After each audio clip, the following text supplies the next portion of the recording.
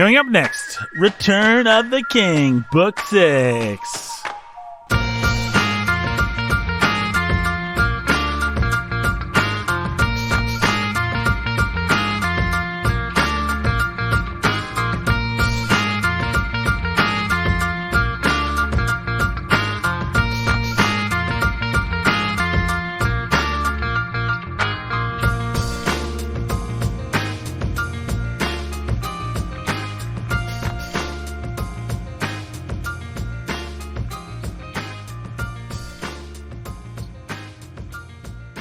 His name is Tolkien.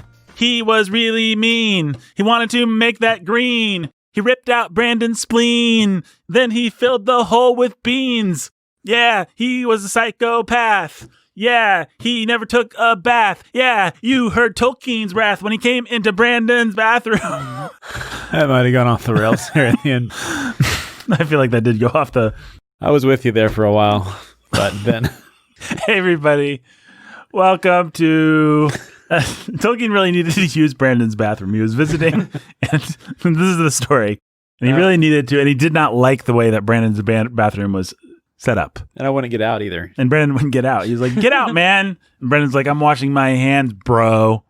And Tolkien's like, I'm going to rip your spleen out, and I'm going to fill it with beans, my friend. The classic revenge gambit.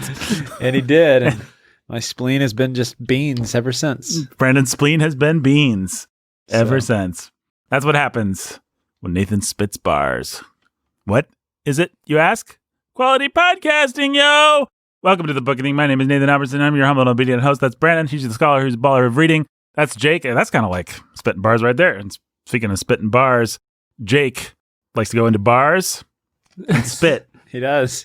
He's known as the bar spitter. He is the bar spitter, yeah. That's the real reason he had to move to Evansville. Yeah, he's gone to every bar in Bloomington. And he was banned. So yeah, and Jake's like, if I can't drink in Bloomington, what am I even doing here, man?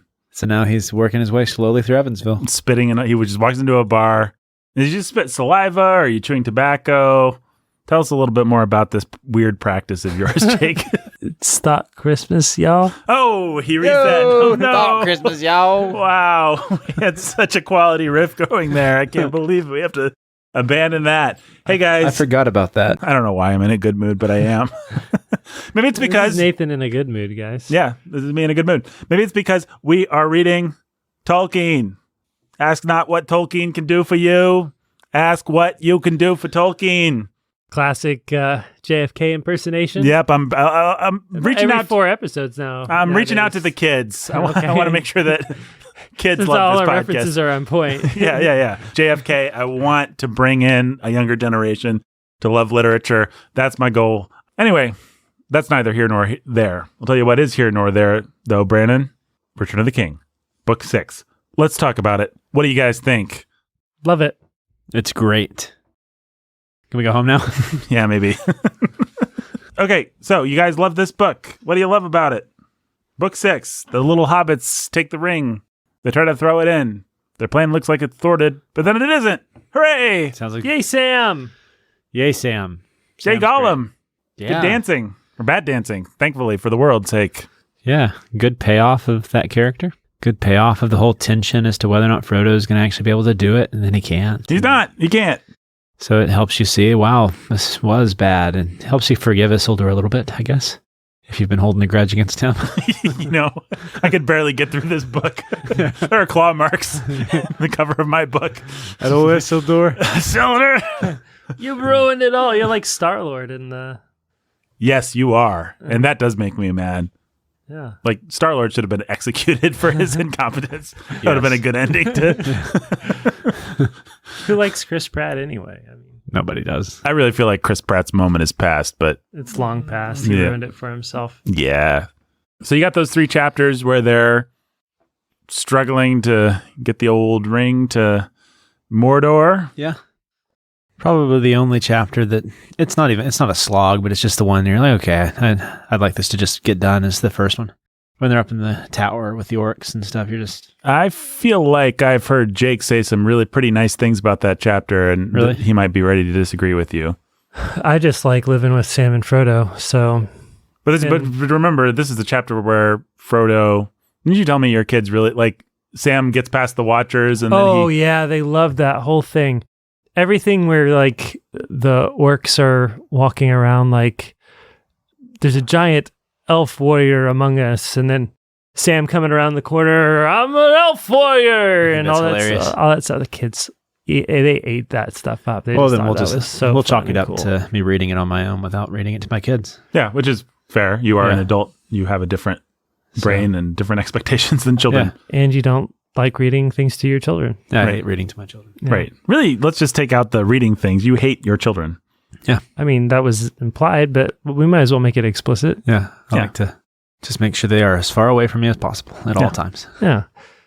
No, my kids really ate that. I mean, they had already gotten so invested in Sam by the time that Sam had done the whole Shelob thing. And so now Sam, I don't think they identified with any character throughout the course of the novel more than Sam. Yeah. He feels like the bumbling guy who doesn't belong there, but when he's pushed to the edge, he can be awesome. He can be awesome. And so now Sam has to be awesome, and they just love it. They love Sam managing to bluff and freak out the orcs and all that stuff. Well, we talked a little bit about how it seemed like Tolkien was last time in our last Lord of the Rings episode. We talked about how it seemed like maybe he was losing steam by the time he got to Pelennor Fields. And Brandon, you made the point that it feels like maybe he was just saving his energy for this. I think that's true because he gives a lot of heft and energy to things like the Watchers and all the little moments and the little sub-villains that Sam has to fight his way through. Yeah. That stuff all is well described and well evoked, and I don't know, just has real narrative heft that nothing in Pelennor Fields particularly feels like it has. What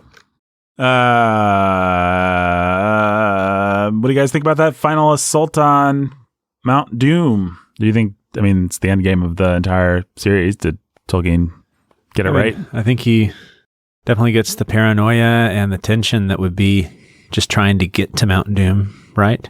Trying to prevent yourself from getting caught up in the armies. And I think that's a moment where it doesn't really feel like that he's pulling a rabbit out of his hat. Right. Yeah. Or he plays off the orcs. He already has done enough legwork in the novel to show you that the orcs are always getting into fights and making room for people to escape. Yeah. It's pretty believable that they would do it again. No, they're idiots. Yeah. Yeah.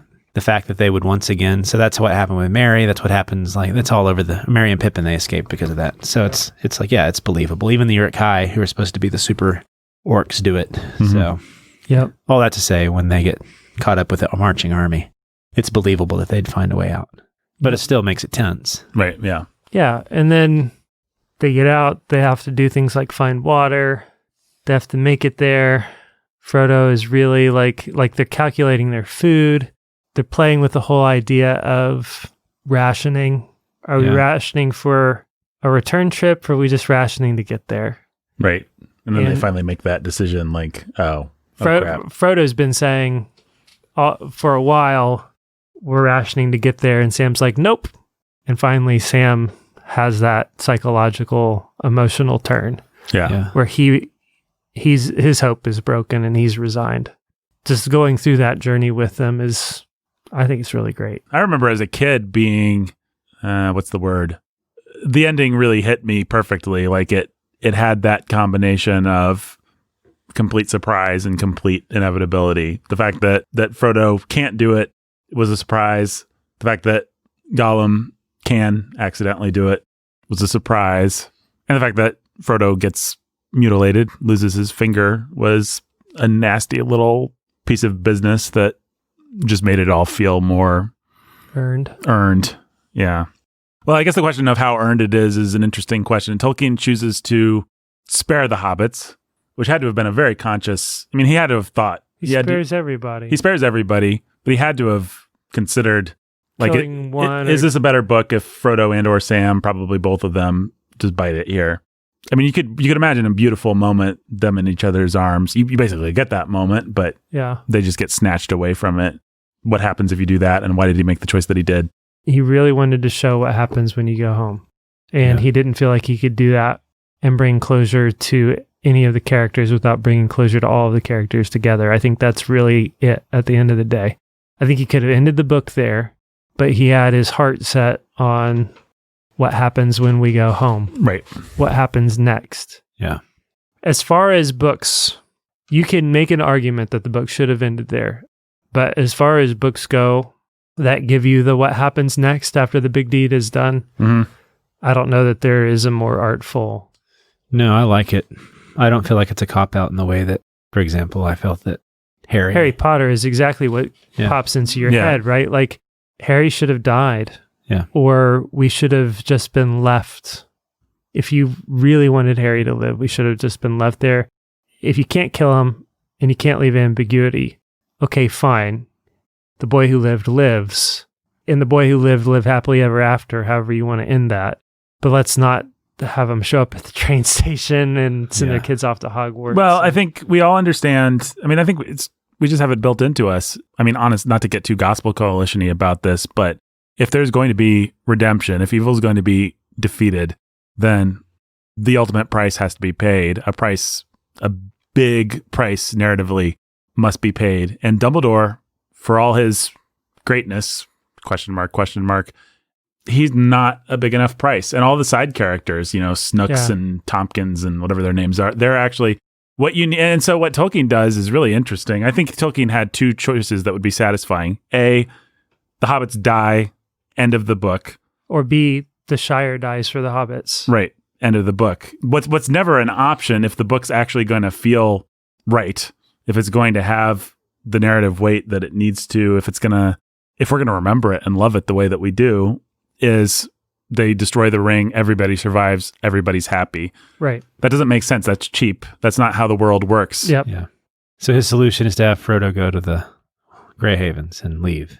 Yeah. First, Frodo has to be forced to deal with the fact that, he basically rubs Frodo's nose in the fact that Frodo can't go home. Yeah, Frodo really tries. He wants what to. Is it, like 20 years that he's in the Shire, just like trying to make it work? And every year his scar bothers him. And, of course, first he's got to defeat this petty. Yeah, this once powerful wizard who commanded these armies and was a rival of Sauron, who's now reduced to being a Sharky. Yeah, Sharky. Right, yeah. Which is perfect. He's a thug. Sharky is a great name for like the gangster down the corner, that steals licorice from, it's. And he can't stand up to Frodo Baggins. Yeah, exactly. Yeah. It's pretty fun. Well, it's awesome seeing them come back because they've seen all these dangers and they come home to this just petty. They're completely, you love seeing these silly little firework stealing, vegetable garden robbing, bumbling. I know a Baggins. There's Frodo Baggins, and let me drop this down the well here and see what happens. Kind of idiots, right? Like transformed into warriors of a sort, and they're still very hobbity, but that's just fun. Yeah. Well, I love that the change has been so gradual that they've just always felt like hobbits when they're in the company of Gandalf and Aragorn and all these gods among men. But they go home and it's like they really stand out. I know I'm saying the most obvious thing in the world. That's not even subtext. That's text. But it's great. And you get the wonderful thing with Rosie and Sam. Oh yeah. When Frodo is bragging or saying all the wonderful things that Sam had done, that he's like one of the most important heroes. They sing songs about him and the rest of the world. And then her face is just they're beaming. Yeah.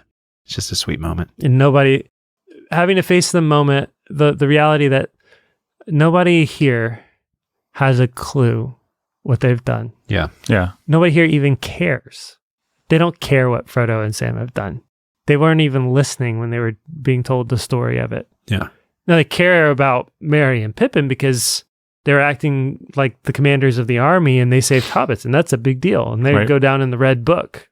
And all Frodo's doing is trying to keep them from killing everybody. Yeah, and Frodo's just sort of like, and then Frodo just can't. Yeah. They do their work. They try to restore things. Sam gets to start a family, so he has a life ahead of him, and his job's to be whole. But that's a genius bit of narrative work, because what you've done is you've had a stealth protagonist.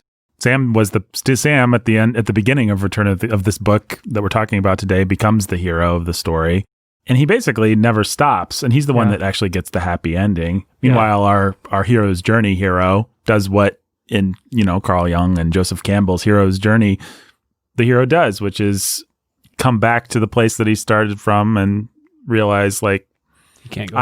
My adventures have made me unfit for this place. I mean, this is how these stories are supposed to work. Yeah, actually. It's just straight Joseph Campbell. Yeah, it is. And so he has to move on. Yeah. And we all have to face it. And we face it with him. And Tolkien really wanted us to face and feel that part of it. Yeah, it's really bittersweet. Yeah, and there's so much sweetness at the end. Merry and Pippin come. You tried to sneak off from us once before. Yeah. Didn't work then. It's not working now. That's super sweet. Yeah. It's very sweet. I mean, it really does make you annoyed with Harry Potter. There were so many ways to achieve the similar kind of... Well, the fact that we can start talking about it, and if we're not careful, we'll start crying. Mm-hmm. But you can't do that with Harry Potter. It's robbed of all of that opportunity. Right. There are so many things that you could have done with Harry Potter to make it... Have that bittersweet... And there are moments like that, right? But... Yeah, not with the three characters that it matters. It needed to be, so she had her Sam, Ron, and Hermione. Harry did not need to have a happy ending.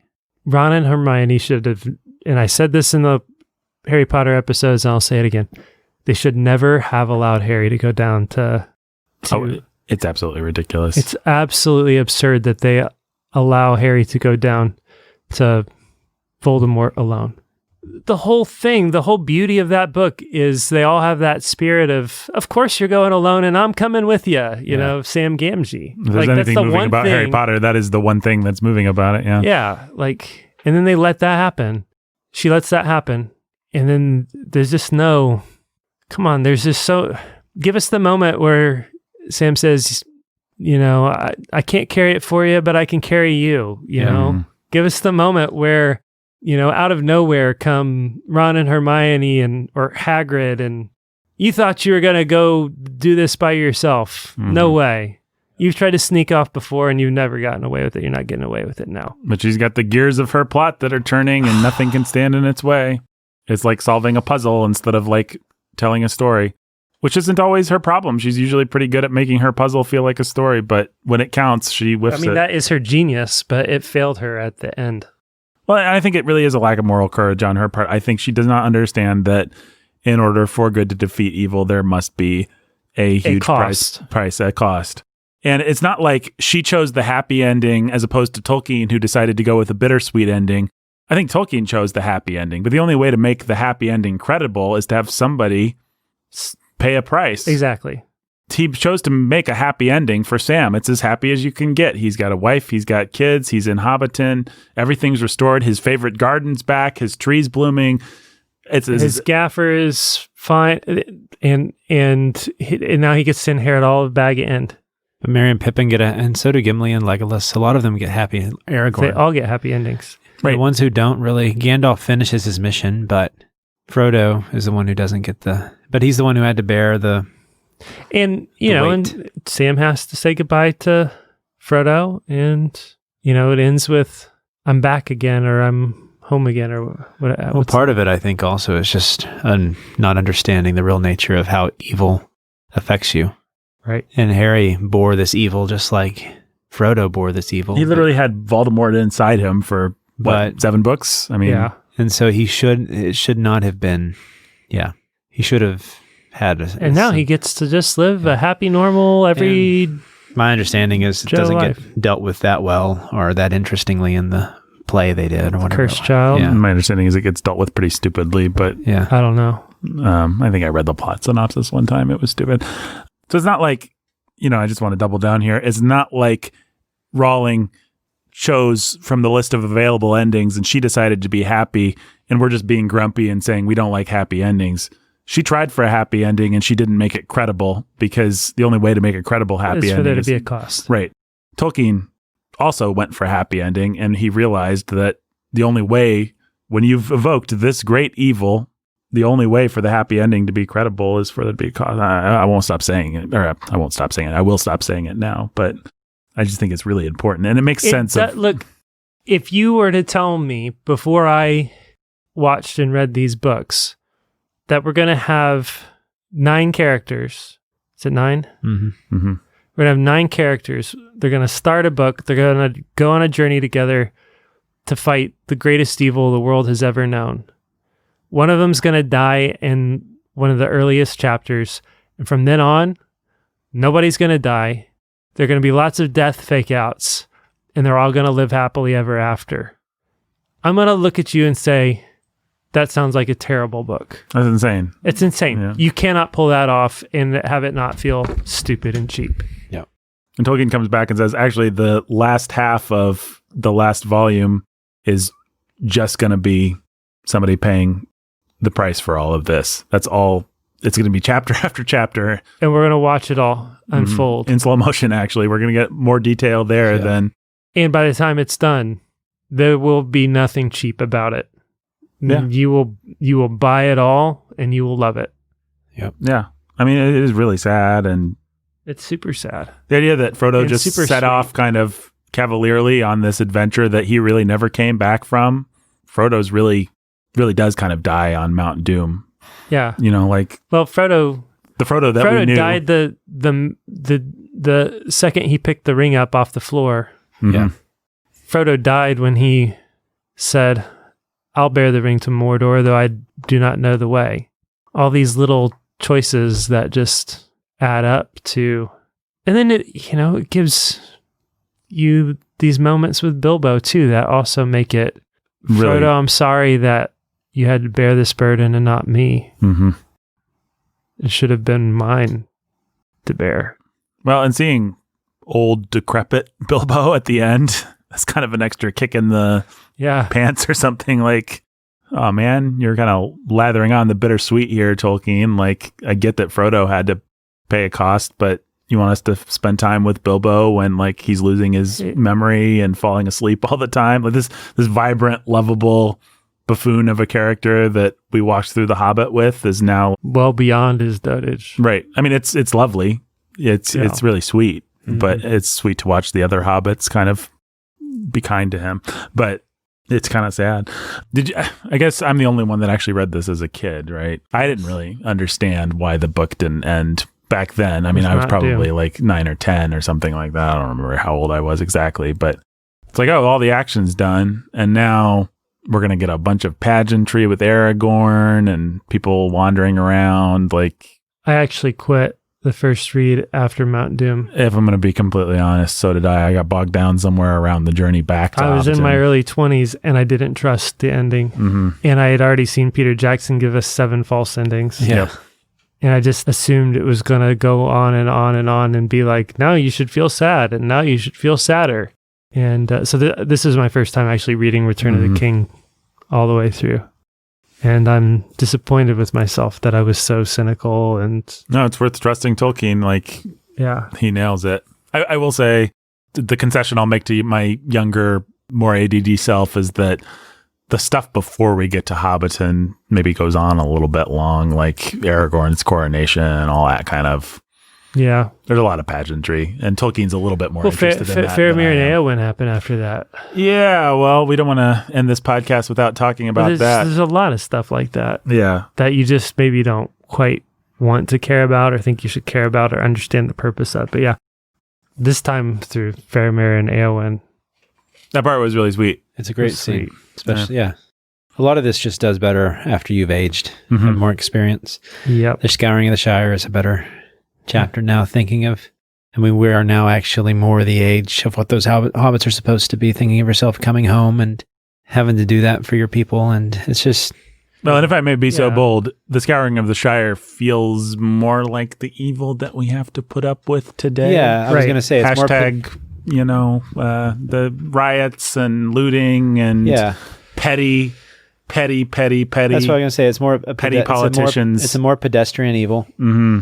but it's still an evil that needs to be faced. And All it takes is a couple of people who faced real evil and have the courage to stand up and blow a horn. yeah, And the good people of Hobbiton come out of the woodwork and are ready to do their part. yeah, Frodo wants it to be without bloodshed, and that's not the way it works. No. Yeah, I don't know exactly what it was before, but I just Yeah, I really loved all of that stuff. I'm glad that we did all of those things. The lowly state of Saruman and Wormtongue Yeah. is pretty great. That's their fate. Yeah. Mm-hmm. Yeah, I still, and maybe this is just Peter Jackson poisoning, I do find it hard to accept that Saruman, who could stand on the tower and command the hordes of Isengard and could strike terror in Gandalf and imprison Gandalf, and is reduced to this. Is reduced to that and cowering before Frodo and Sam and Merry and Pippin. Mm-hmm. Like he couldn't. He didn't have something up his sleeve. He did, yeah. A couple spells left. Yeah. I wonder if that isn't just Peter Jackson, because if you think about what we actually see in the book, we don't get like a wizard fight. We don't get Saruman standing on a ledge commanding armies like Hitler. That stuff's all implied, but no, but we do get him sending the storm. Yeah. That blocks Caradhras. We do get him imprisoning Gandalf. We do get him actually commanding hordes, whether or not he's standing on a ledge like Hitler. Yeah, I guess my point is we don't get scenes. Like, we know that he's doing those things. Yeah. We don't see them. I mean, it's hard to imagine Christopher Lee, who we've seen standing on the top of the tower going, Basho, Bashava. It's hard to imagine him cowering before a hobbit. Yeah. It's hard to imagine Christopher Lee cowering before anybody. But Saruman was greater than Gandalf. Yeah, it's true. Yeah. And one of the only forces that could pose a real threat to Sauron in all of Middle-earth. There's a reason he was the head of his order. It's still, whatever we've seen in Gandalf, Saruman is at least a match for him. Mm-hmm. I know his staff was broken, and maybe there's more to the staff than in the lore of wizardry. But I don't know. It still felt like but I still loved it. I loved that that's what it came to. Yeah. I love the idea of it. If the how and whatever didn't quite, and I'm sure some nerd listening to this can be like, actually, let me explain to you. Well, I might be that nerd because, maybe not quite, but I know in the, how do you say it? Silmarillion? The Silmarillion? Silmarillion? In the Silmarillion. Silmarillion? In the Salmonarian? Salmonarian, yeah. In the Salmonarian. There's a lot of stuff about, or at least there is some stuff about the angelic beings that these guys were. And there's something about, I don't know, some nerd can write in and tell us the exact, if you're a nerd, write in, call in, 1-800, nobody cares. Saruman, I'm just going to look it up. Is that all right? Saruman and Gandalf.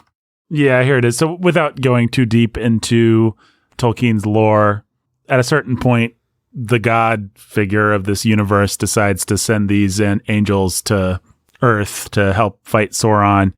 Karamo, I guess that's the god in human form, he becomes known as Saruman, was one of those who volunteered, whereas the last one, Olorin, later Gandalf, was commanded by Manwë to go too. It was from this point that Karamo began to be jealous of Olorin due to Varda's decision to send Olorin not as the third Istari, but as the second.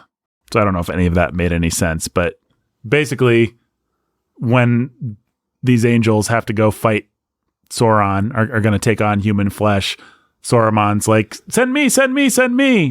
The god figure is like, we're going to send Gandalf and we're going to actually make him, he's going to get the dignity of being the second chosen or something like that. So even in their spiritual dimension, Saruman had some kind of petty jealousy of Gandalf or something like that. That's always been a motivating factor, which you can read a lot more about in the not at all dry and very exciting history of Middle-earth. Known as the Silmarillion. Known as the... Maybe it'll be in the Amazon series. The Salmonarian. Anyway, I don't know if that actually answers your question at all, but I remembered reading that somewhere. In some sense, Saruman's always been corrupted and petty, or at least tending in that direction. This did not come out of nowhere, even when they were in their angelic form, which for anybody who doesn't know, in Tolkien, the wizards are like angels. They're like angelic beings. They're these spiritual creatures that have put on human flesh in order to serve man for a short time and serve the free peoples of Middle-earth. The free peoples of Middle-earth. And Sauron is a fallen angelic being.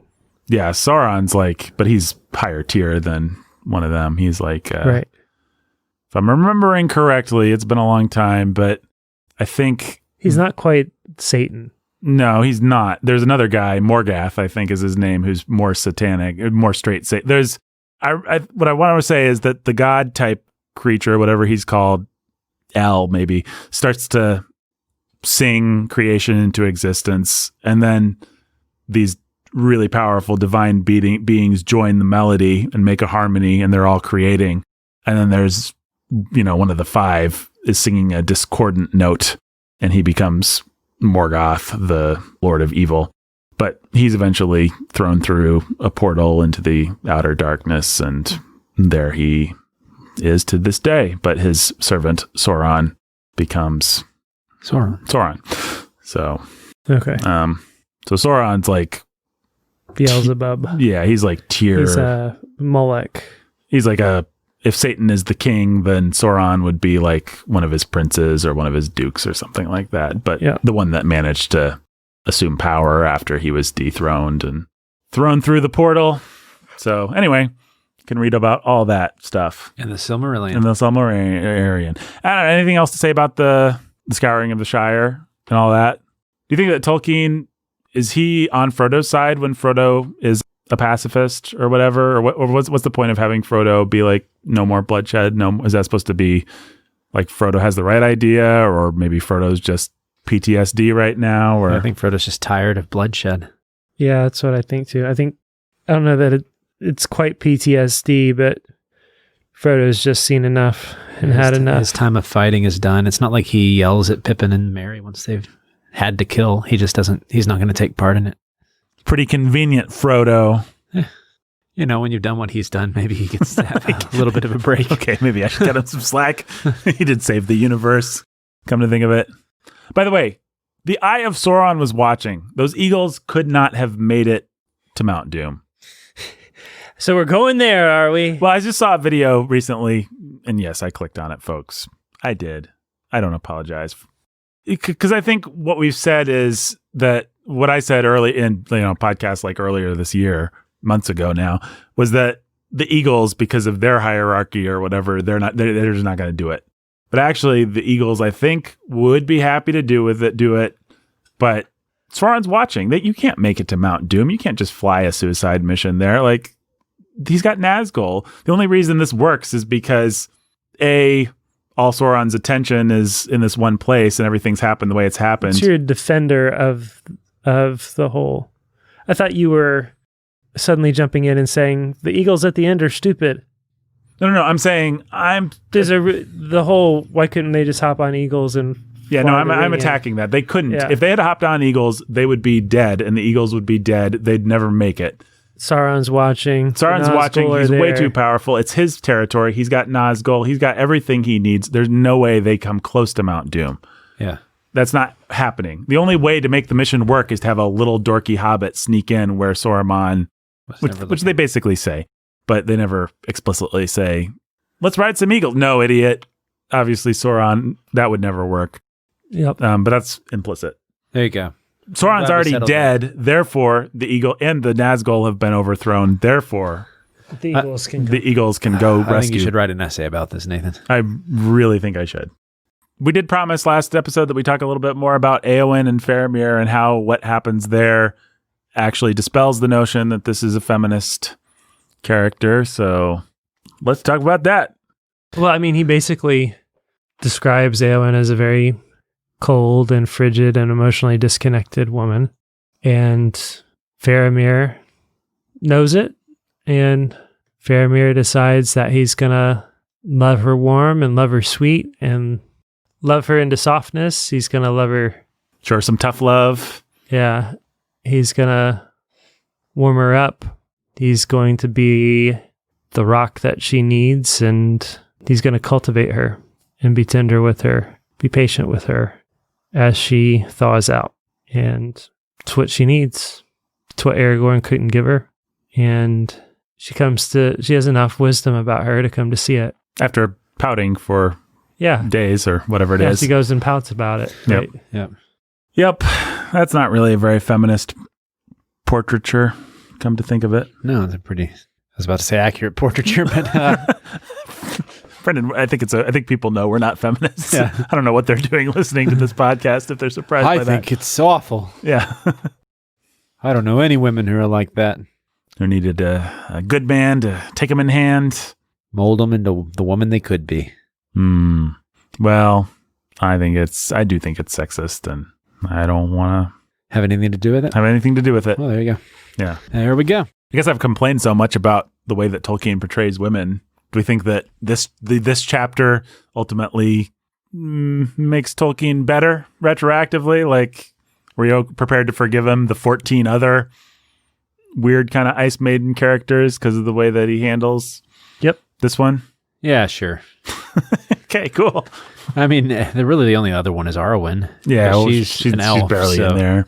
She's an elf, so she gets to be the weird... Fae, I think is the word. Fae, she gets to be the Fae Elizabethan sort of queen image.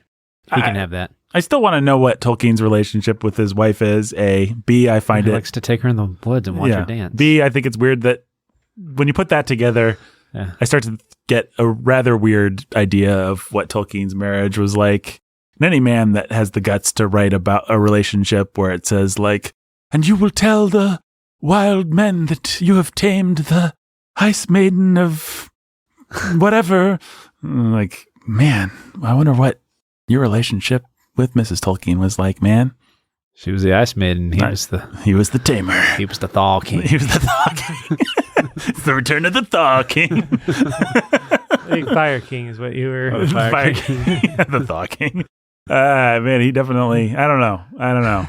Tolkien's whole viewpoint on the ladies, maybe it's really my creepy viewpoint on the ladies that I'm reading into it or something like that, but somehow the whole thing makes me just 5% uncomfortable. But, we'll kick the old pigskin around in, what does Tolkien call it? Valinor? Where do they go? In the Grey Havens? Where are they sailing to? I don't know, Nathan. You're the nerd. Where do they go? I don't know, Brandon. You knew about Morgoth. I didn't know. Okay. You guys have never told... You're telling me you never spent hours poring over the minutia of this Almonarian? Yeah, I don't know. I'll ask Tolkien about it one day. According to the one wiki to rule them all. Yes. Grey Havens, known as Mithlond, was an elvish port city on the Gulf of Lune in the elven realm of Lindon and Middle Earth. And I assume that it's going to tell me that the elves use Grey Havens as a port to sail to, but... It doesn't. Valinor. I really think it is called Valinor. Alas. Yes. You wax. The ring bearers, Bilbo Baggins and Frodo Baggins, accompanied them to Valinor, Gandalf, Galadriel, and Elrond. Years later, Samwise Gamgee did likewise, himself being a ring bearer, though briefly. Valinor. Stealing from ancient myths much, Tolkien? Drawing on Norse mythology and Greek mythology and stuff? The Undying Lands. You hack? Disclaimer, I don't think that Tolkien was a hack. Also, if you understand your linguistics, it simply means the land across the sea. That's kind of cool, actually. Guys. Apparently, according to this thing. Let's rank Lord of the Rings, the 3 books. Or should we rank the 6 books? Can we do it? Sure. Why not? All right. Well, first of all, how many ring wraiths out of 7 would you give? Or are there 9 ring wraiths? How many ring wraiths? 9. But they're bad guys. What's something good? How many fellowship members out of 9 would you give to Lord of the Rings, Brandon? 9. Jake? 9. I'm going to give it 2. I hated this book. Read between the lines, folks. No, I loved it. It's great. Arguably one of the most important and coolest and best works of fantasy ever written. Now, let's rank the 6 books. Then let's rank the 3 books. Right under Game of Thrones. Right under Game of Thrones. Right under The Sword of Shannara. Let me see if I can do this. 4, 6, or 6, 4. Are you working your way from best? Best to worst. Yeah. 4 and 6 are the 2 best. That's Frodo and Sam's journey. I would argue with that, Jake. That'll make for more interesting podcasting. I would say 2, 6, 4, 2, 6, 4. I'm going 6, 4, 2. 2, 6, 4, 1. I'm doing 6, 4, 2, 1. 5, or no, what's with the other good one? 3, 5. 5, yeah. Yeah. So it's really 6, 4, 2, how you rank those, because I think we all probably go 1, 3, 5. Yeah. 1 through 5. 1, 3, 5 is, yeah, okay. Although I might actually go 3, 1, 5. Really? So 3 is Helm's Deep and all that. Yeah. I still put 1 above it. 1 through 5. Yeah, that's close. But one's, I think you probably liked 1 the least of any of us because you had the least patience for like, more trees, Mr. Frodo. Exactly. Whereas I was just happy, like, there were some monsters and evil trees and barrel lights and stuff. You got all the Tom Bombadil stuff. And the Old Forest is pretty creepy. Like, it had more action schlock stuff that I like than I think I remembered it did. So yeah. I think I'll still go 1, 3, 5. So what do you? So you have 6. I think I go 6, 4, 2. And I go 2, 6, 4. I might go 4, 6, 2. My argument for 2, 6, 4 is Mines of Moria. I mean, it just doesn't get any better. I think I go 4, 6. I think I go 4, 6, 2. So you and Jake are the same? Just because no. He goes I 6. said 6, 4, 2. Yeah, sorry. But I think I can go 4, 6, 2. But I think it's only between because 4 of, and I 6 think because of that scene with Shelob. Shelob is... Oh, boy. I wasn't even thinking about That's Shelob. one of the most moving scenes in the entire book. Yeah. Series. Yeah, man. That's pretty great. But 6 has the other high moments. I don't think that you can put a book in your top slot that doesn't feature Gandalf, one of the greatest characters ever to appear on paper in the form of ink. So Yes, I can. I just did it. I know. Okay, you make a fair point. So I'm still conceding. Just because you can't emotionally separate yourself from the Gandalf of your childhood and have a mature view of these books, Nathan, doesn't mean the rest of us can't. Yeah. You're right. I really prefer to use these books as chew toy. So your top one is I used to be a dog, by the way. And so your top one is the one where he dies, like right at the beginning. No. Brandon, the Balrog. Jake the Balrog. I mean, like, in Mines of Moria, Yeah, there's cool. there's no more. Yeah, it's cool. I mean, there's no more evocative set piece. We're talking about shade, like minimal shades of. But it is gradation here. true that the even numbered books, It's like Star Trek movies. is it? I don't know. Wrath of Khan, Voyage Home, and Undiscovered Country are the good ones. Motion Picture, Search for Spock, and The Final Frontier suck. Wouldn't know. Not a nerd. Guess I walked into that one. 2, 4, and 6. Those are the 3 best. Yeah. Yeah. And 1, 3, and 5. Those are the 3 least best. I mean, I'll agree that 1 is the best of the. I think we do all agree Yeah. that 1's the best of those, and that 5 is the worst Yeah. Yep. of all. It's just really how you rank 2, 4, and 6. And so 2 is going to give you Moria. That's the real high point of 2. 4 is going to give you Shelob. And then 6 is going to give you the destruction of the ring, the scouring of the Shire, Yep. the happy and sad endings, and the departure of the Fellowship, and all that stuff. I am happy with my decision. 462. I think it comes down. You guys would you're happy to go to a restaurant and it's like, I'm not getting fries. I'm not getting this. I'm just getting The steak. Whereas I'm like, I'll take a slightly less good steak, but I'm also getting a balanced diet. Like, I'm going to have the whole Fellowship together. Going to get some Gandalf, some Aragorn in there. Going to get some orc fights, some Balrog, some Like a delicious meal. yeah, it's delicious. I want that asparagus on my plate. Actually, that's part of the dining experience. And you guys are just like, nom nom steak. Yeah. I just don't feel that way about it. I think we get everything that you want in book 6. You get Sam and Frodo being awesome, and the ring disappearing, and you get Gollum, and you get everybody coming together and spending time together, all of them. The king and queen bowing to Frodo and Sam, and you get some of that just sort of like awesome vibe of we're in a new age and new things are happening and the old things are passing away. And then we have to go home and we get all that bittersweetness and the scouring of the Shire, and we see how everybody's grown and changed, and we say goodbye to Frodo. I don't know, that seems pretty complete and total to me. I guess. There's no Gandalf the Grey, though. And he's kind of my hero. No, but there's Gandalf the White. Yeah, Gandalf the White's stick in the mud compared to Gandalf the Grey. Oh. So basically, Gandalf after book 2 sucks. This greatest figure in all of literature. Yeah. He drops off a little bit. I think we're just finding out that Nathan really likes French fries. I do not deny it. Forget steak. I just want the fries. Yeah. Can we go to McDonald's? It's like this past weekend, I went to a baseball tournament with Abe, and he wanted to eat McDonald's for every meal and could not be convinced that there were things better. It's his second favorite restaurant in the whole world. Wow. Second only to Mother Bear's. And so like I took him to a nice burger restaurant and everything, like the fries, not McDonald's. Mm-hmm. Nothing was McDonald's. It's just like, But were they? Were they McDonald's fries, Jake? You could have saved yourself money there, but they were not. I could have, but then I would have eaten. you would have had to have McDonald's. I would have had to have McDonald's. So Yeah. One day he'll grow up to find out that, the White Wizard is a tier above the gray.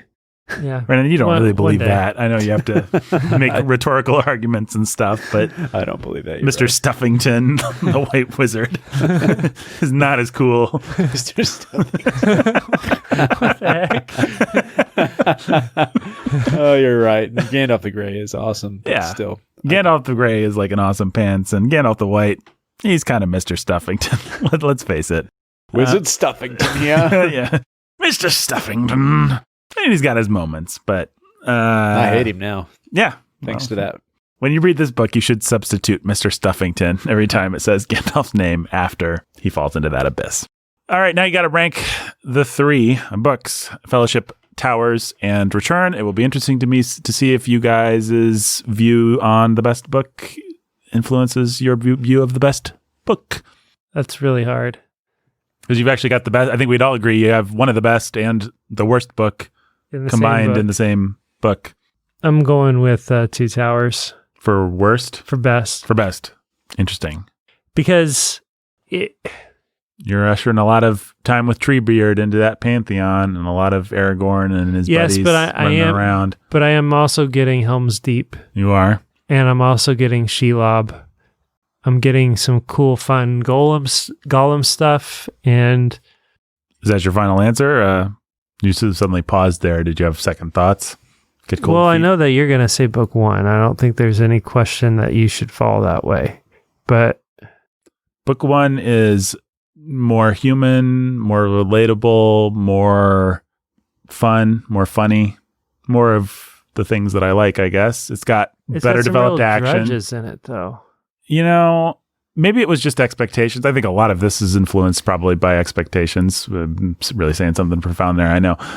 But I expected them getting from the Shire to Rivendell to be a lot more boring than it actually was between the Barrow Wights and this evil tree. I agree with that. The creepy forest and Tom Bombadil. the ring wraiths were really evocative. Weathertop. And Really, all I could live without is old Tom Bombadil. I could definitely live without old TB. I think tuberculosis. I mean, I'm going to go, I think I'd go 1-3-2, which it sucks that I have to relegate Shelob like that, but maybe I go 1-2-3. I don't know. That's tough.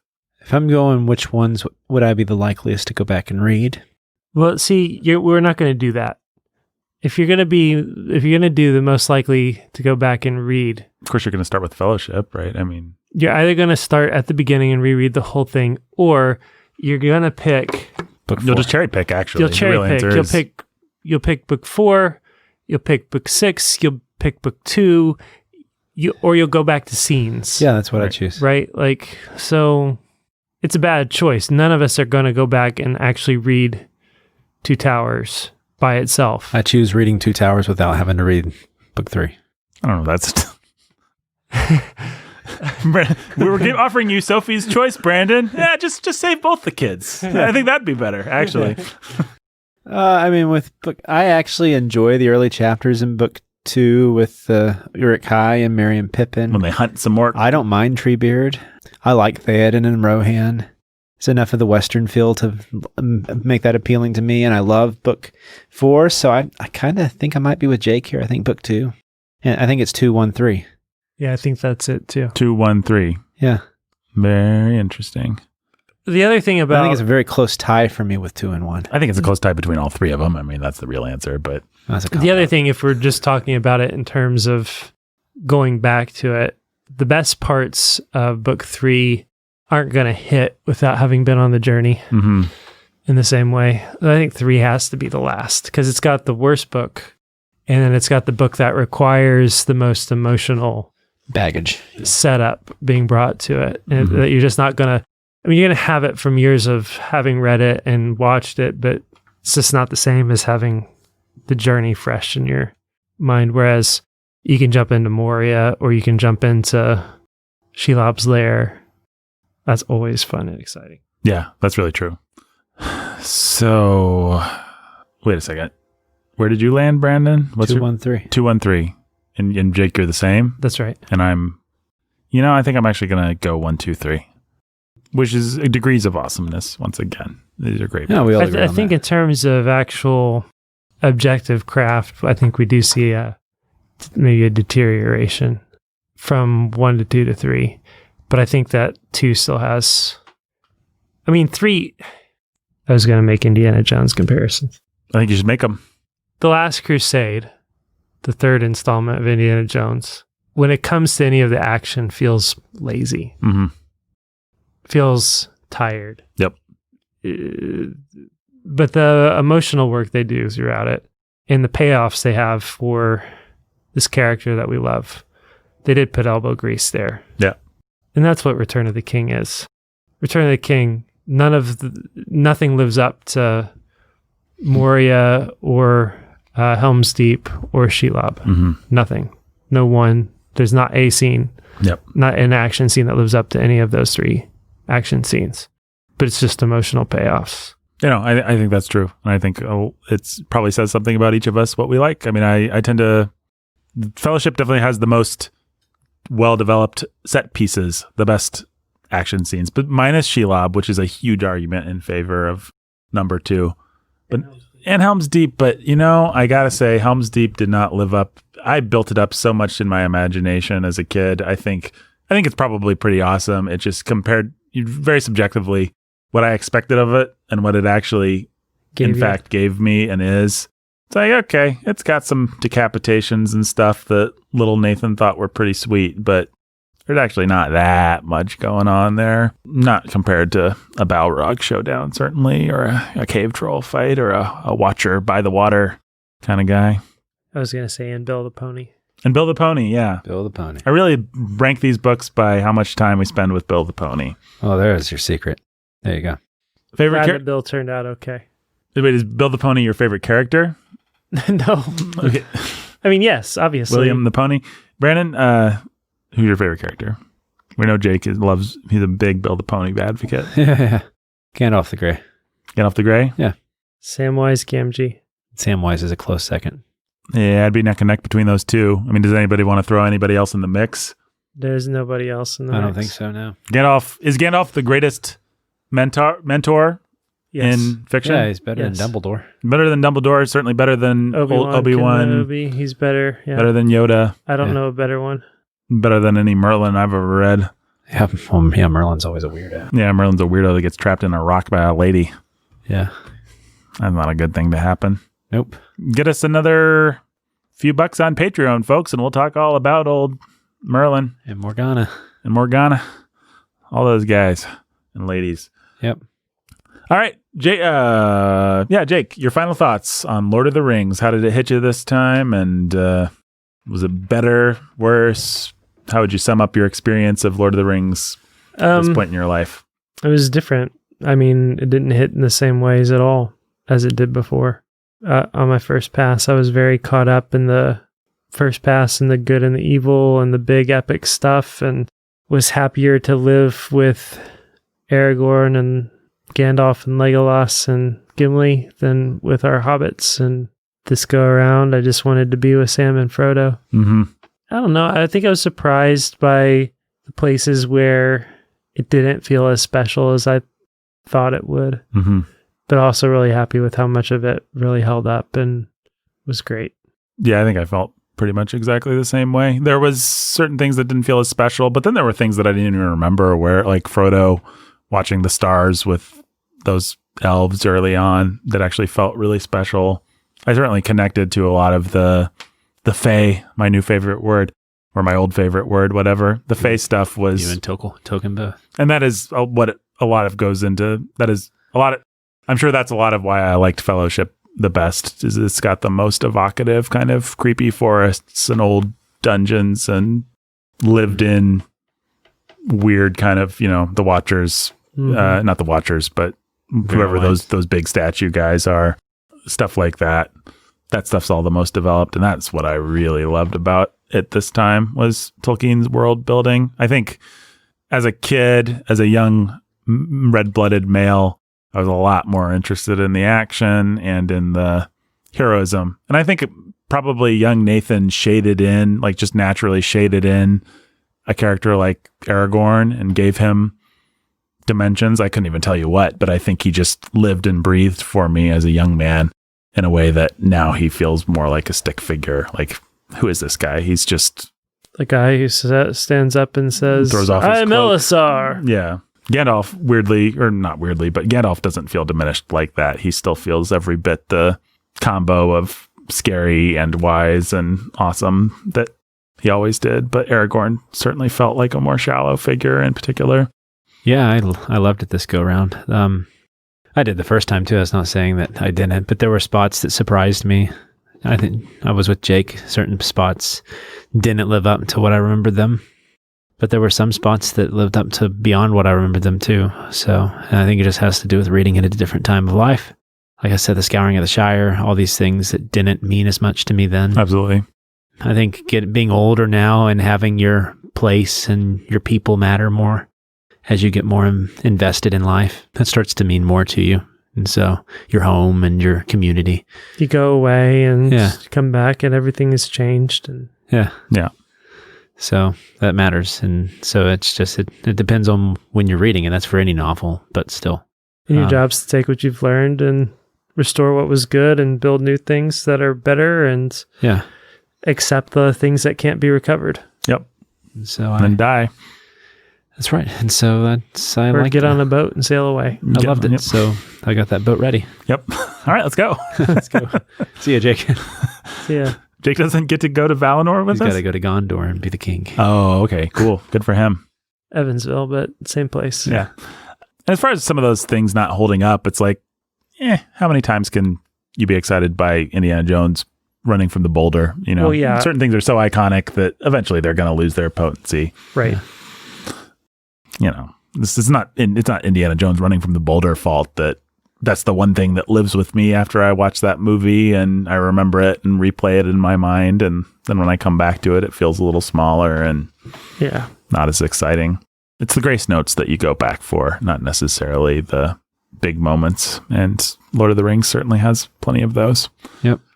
All right. Well, Jake's got a long ride to Evansville, so maybe we'll just say thank you, patrons. Thank you, guys. Thanks for supporting us. Go to patreon.com/thebookening. We do shout you out in almost every episode, but every once in a while. This is a longer episode. This is a longer episode, and we really don't have any more time. So But we love you guys. We do love you, and we'll be sure to shout you out even shoutier next time. I think me and Brandon will be back with some thoughts next week on something exciting. Who knows? But it's going to be good, whatever it is. Yeah, and then we'll be back to talk about scary stories and 1984 and whatever else is coming up. Dune, soon enough. Dune. Well, thanks for listening, everybody, and I hope you enjoyed your year of Tolkien. Sorry we never got to talk about Father Giles of Ham. Maybe we still will. I don't know. We might do another Tolkien episode or two. Flip over to Sanity at the Movies and listen to our reviews of the Peter Jackson movies. Yep. You can hear me and Jake be very dismissive about The Two Towers. Well, we're about to do Return of the King soon. Yep. And we definitely did. We weren't entirely. We talked about what a difficult adaptation The Two Towers is. And Brennan looks like the top in Inception that's just kind of wobbling, and we don't know whether he's going to fall over. So it's true. He's just wobbling. Yeah. So I think it's time to cut to the credits now, folks. I am the Kwisatz Haderach. Is that cannot be the note we end our Lord of the Rings discussion on. Perhaps there's been too much artfulness. Yes. I can't believe we did an entire year's worth of episodes on Tolkien, and then Brandon chose to end them with, I am the Kwisatz Haderach. Fly, you fools. There we go.